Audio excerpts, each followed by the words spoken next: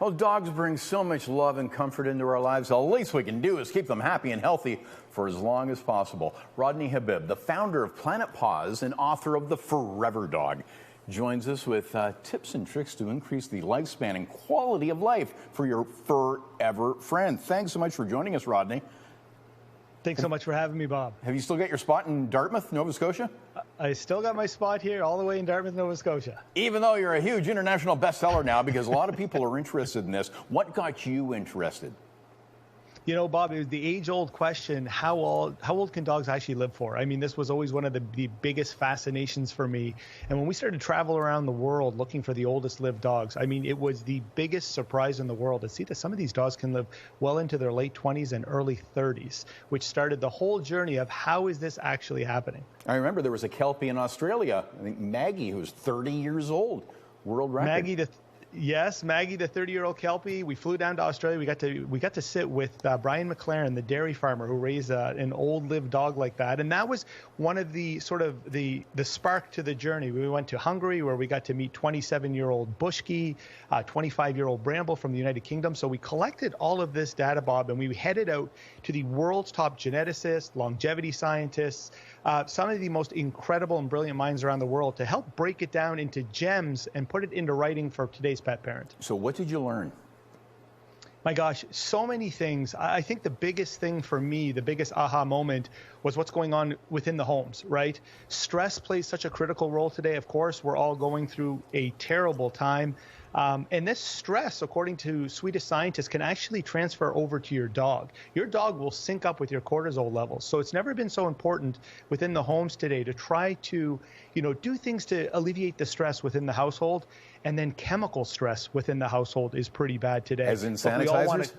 You got it. We all want to clean home. It's pumpkin spice season. It's the dog's fault, Yeah,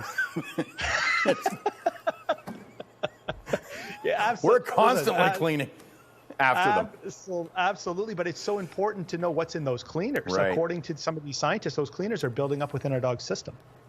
Let's talk about food. It's not good to feed your dog. I mean, I have 3 Maltipoos, and it seems like on a regular basis, every 3 months or so, we'll get a little Maltipoo prison hunger strike where they just look at their bowls and then glare at us. But it's important, actually, to change it up, isn't it? Absolutely. It couldn't be more critical. Sitting with some of these microbiologists, they would always tell us that the most diverse GI systems in the world are those usually held by the longest lived people. And the same holds true with our pets. You really want to be adding fresh food into that bowl as much as you can possible, starting with teaspoons, right? It's critical today to bring in diversity into that bowl. And that was one of the key things that we heard from scientists is a lot of people will be heading out, grabbing sort of like these packaged products and these processed foods. And we know today, you want to eat less and you want to try to eat as much as fresher as possible, which is critical. Yeah. Now let's talk about those super processed foods, because we tend to, we'll mix in meats with some dry kibble, but it's important to look where that kibble's coming from, right? Absolutely. The same would hold true for, I think, even for humans and for children, right? I mean, your mother and your great-grandmother would always tell you, try to keep as much processed food out of your mouth and try to add some things that are fresh. In fact, Purdue University, the veterinarians over there and the scientists want to know just how important it is to add a little bit of fresh food into a bowl of like dry kibble. They found that adding vegetables just 3 times a week to a bowl of dry food was able to reduce the risk of bladder cancer by 90%. What do you think of raw foods?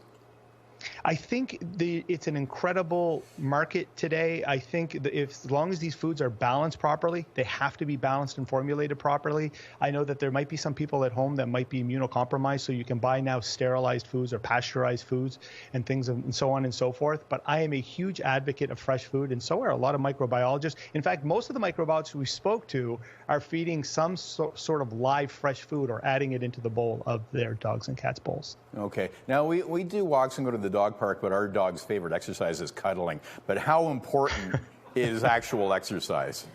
Listen, if you had no money in the world, the most important thing that you can do to help increase the health span and lifespan of your pet and even yourself is movement.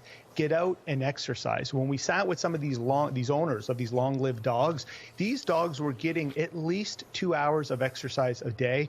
Of course, if you have an animal that's like older or injured, this is where you really want to sit with your veterinarian. There's incredible things out there like underwater treadmill and so on and so forth, but moving around in the park, getting out into the woods, according to microbiologists, you're sharing the biome of the woods with your animal. You can actually decrease the likelihood of allergies by just getting out and walking in the woods a few times a week. Interesting stuff, and lots more in the Forever Dog. So we have seconds left, but how do we get the book? So foreverdog.com, I know it's sold out in 90 seconds, but they're telling me that it's now making its way through North America, so we have links on the foreverdog.com. And we'll put that at chh.com. Rodney Habib, thanks for joining us this morning. Bob, thanks so much for having me. It was a pleasure.